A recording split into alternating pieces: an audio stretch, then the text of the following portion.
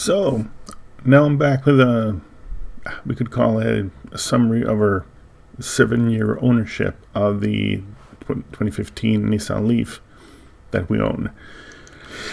And I mean, well, it's been pretty undramatic, especially last year's. As I pointed out in a video, I don't remember exactly when I posted it, but we've lost one bar on the battery.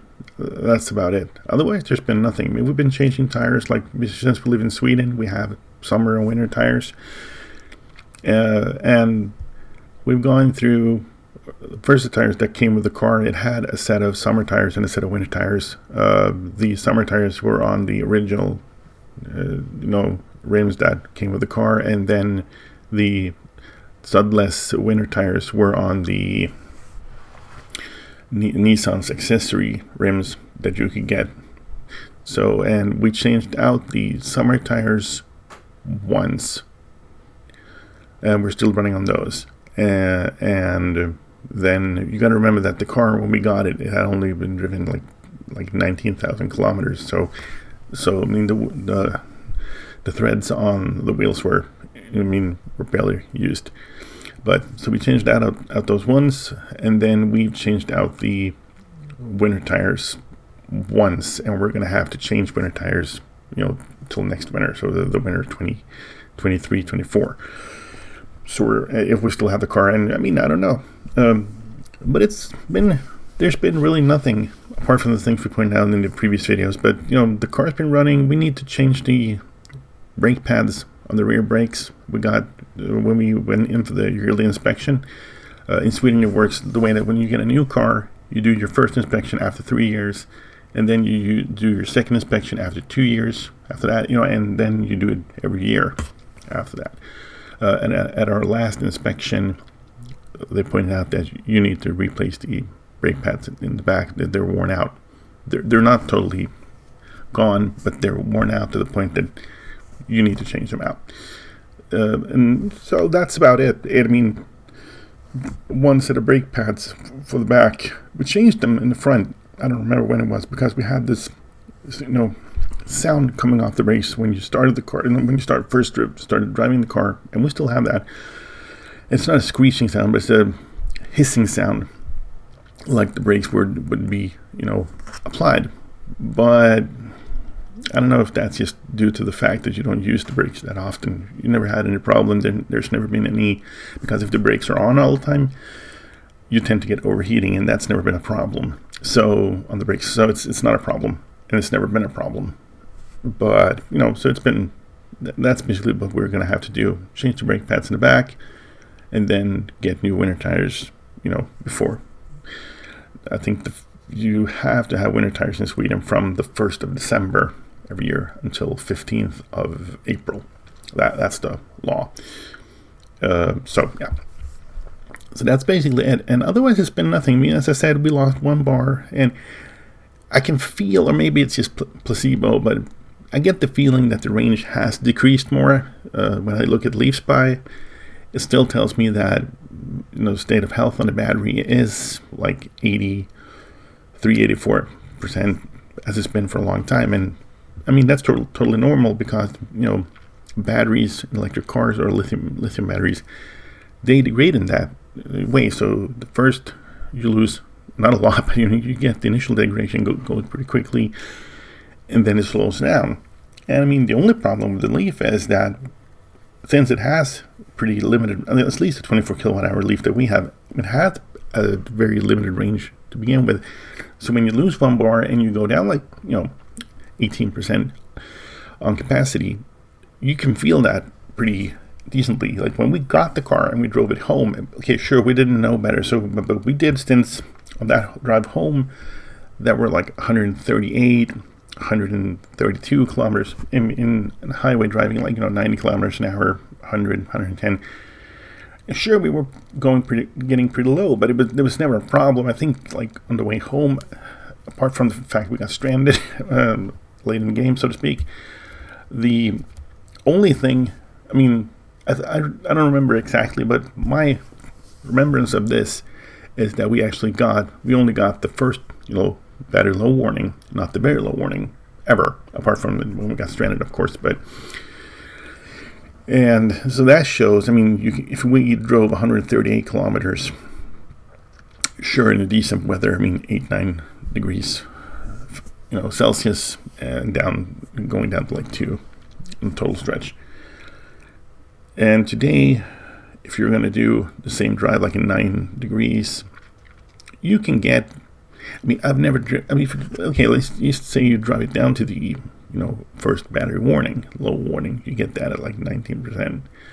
So if you charge the car to 100% and you drive it down to that, and you drive basically the same conditions, like around here, it's a lot of 90 roads, and then if you go further away, the way we used to usually drive, the places we drive to, after like 80 kilometers, we'll change to an 80 zone, and that 80 zone will persist the coming 20 kilometers. And just a week ago, I think it's a week ago, whatever, we went to this town called Borlänge, and it's 100 kilometers away. And we came to a town, basically where the speed limit changes from 90 to 80, and it's like 82 kilometers away from our house. We came there, I charged the car to 100%, and the car showed, and this was, the temperature outside was like, 8-9 degrees, so fairly the same. Whatever, we came there, the car reported that we had 30 kilometers left. We plugged in the car in a quick charger. You basically to go to a store, and we came out, and the charger had stopped the charging at 36%, so there's something wrong with that charger. Whatever, it charged to 36, and we're like, okay, we'll go. So we went and we drove, since we knew that this was an 80 stretch to the place we were going, to the town we were going. So we're like, okay, no problem. And we got there, and I counted when we came there that if we wouldn't have charged, we kept going with the 30% in the battery that we had, we would have made it to Borlänge, which to our destination, and that was 112 kilometers away.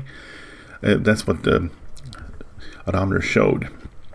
And I mean, it's not an exact science, the odometer, whatever, 112 kilometers away, and we would have had 12% in the battery, which, if you're counting on it, and would drive it down to zero. I haven't tried it, I could do it, but, you'd probably get like 120 something kilometers out of it, whereas before, you could get like 130, 140, so you lost, looking at it, over 7 years, you lost 20 kilometers, and, losing 20 kilometers in an EV that was built today wouldn't be a problem, because it has a normal range, this time of year of like, 300, 400 kilometers.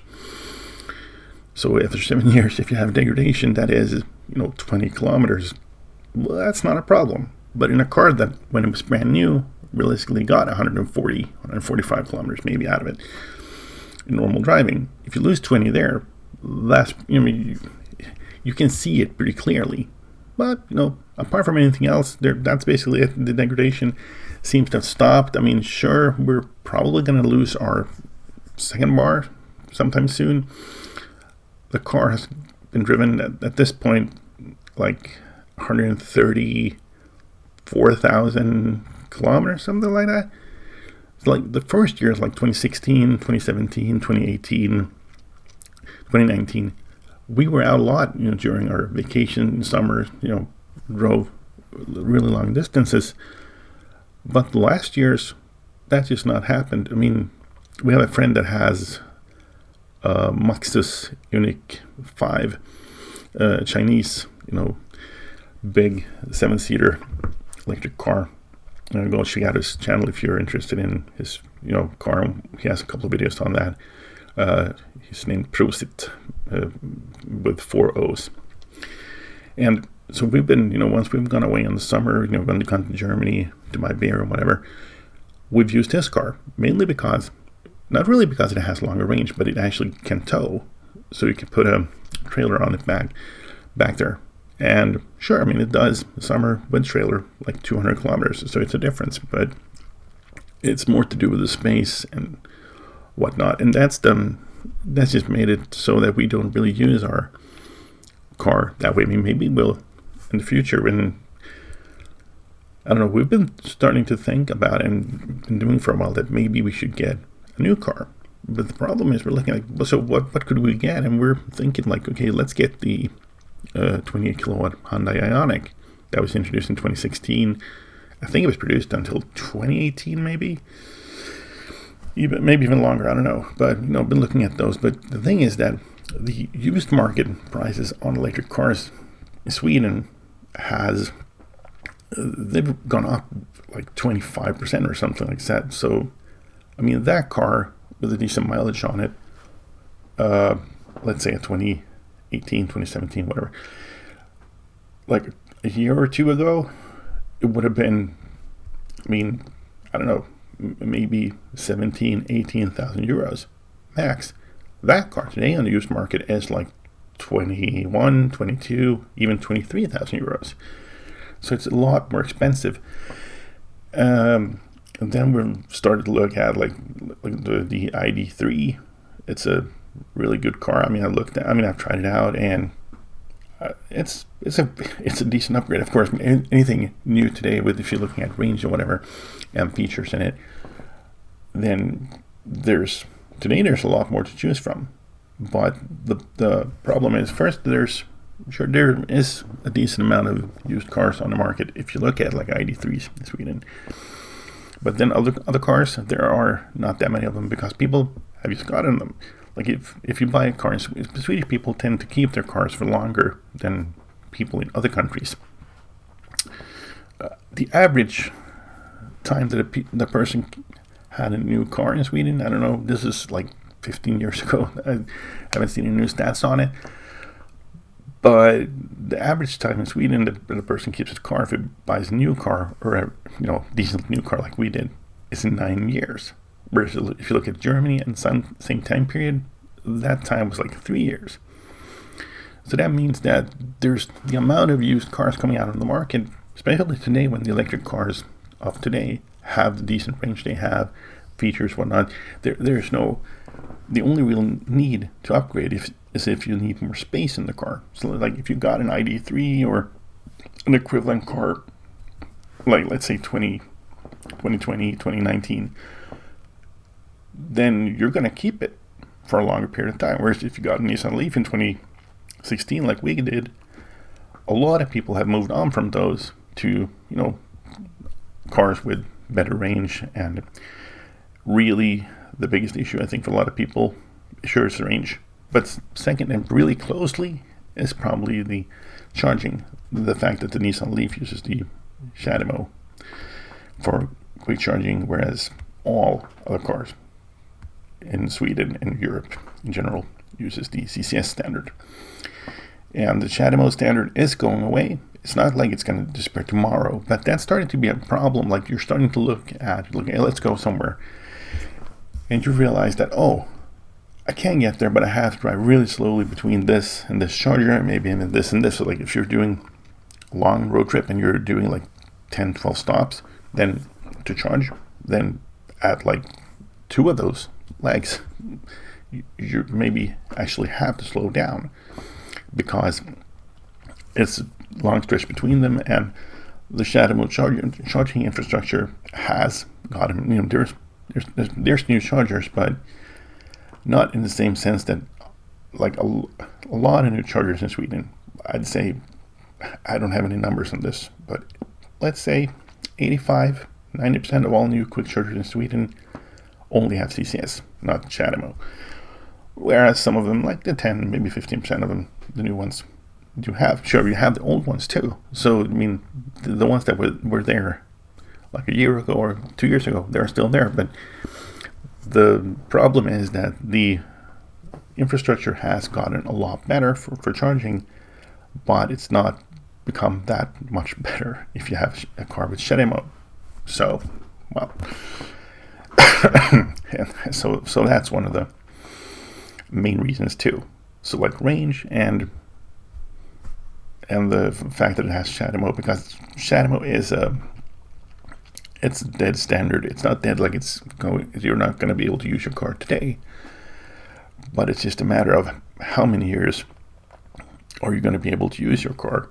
Like, once again, if the Leaf, our Leaf had a range of like 250, 300 kilometers, it wouldn't be the same problem, because even if they took away some shadow mode chargers, you'd still be able to go to the next one. But if there's one car that needs decently, not that long distances between chargers, it's the Leaf. Whereas cars that have long range and really don't need that infrastructure that closely to each other, they have it. So that's a problem too. And so we're not really sure what we want, but as I said, ID3 seems like a decent upgrade, just because it's it's a little bit bigger. It's just, if you like the Leaf, then you're most likely going to like the ID3, if not for the fact that you need a bigger car. But we still don't need a bigger car. We need more range, and we need the ability to quick charge when we're out on a road trip. And that, with the Leaf, is going to become harder and harder, because the chargers are going away, and we don't know when. It's not like I could email a charge provider and ask, when are you planning on removing the shadow modes, because they don't know. So therefore, I don't know when is it too late, or and you don't want to be sitting there and going, oh, so now I can't make it to my parents-in-law that live like 140 kilometers away because they took away this or this quick charger. And you're like, oh. So that's the thing. But otherwise, the car's been really great. There's no problem with it. There's been nothing, and that's also one of the reasons why in the beginning I made a lot of videos, or a lot, but there was shorter time between the videos, and you can see that on a lot of people that made Nissan Leaf videos, like in the 2015 and forward, or even before that there's longer and longer time between videos, because simply they just work. And I'm guessing that's the thing with all EVs. There's not as much that can go wrong, and this is a thing that's been pointed out over and over again. When the first electric cars came, like when the Leaf came out in 2011, when the Model S came out, and this was a thing that people kept saying over and over again. And I guess still a lot of people today, they're like, it can't be right. Of course, there's going to be problems, but now, Leaf has been out, as I said, since 2011. And so that's 12 years. And so if you got a Leaf from 2011, it's still working. Sure, your battery degradation may be a lot worse, and so the range is not that good. But apart from the battery, then there's nothing really that's gone wrong with these cars. No one's had any major issues. And I have a feeling that's going to continue. But why would they start breaking down if they haven't broken down, apart from the battery degrading after 12 years? Why would anything else start degrading after 15 years or 20 years? So that's really it. But if we keep the car, I'll keep you updated. I don't know when, but there will probably be some updates. If nothing happens, it's going to take a while, but otherwise, that's all for now, and see you later.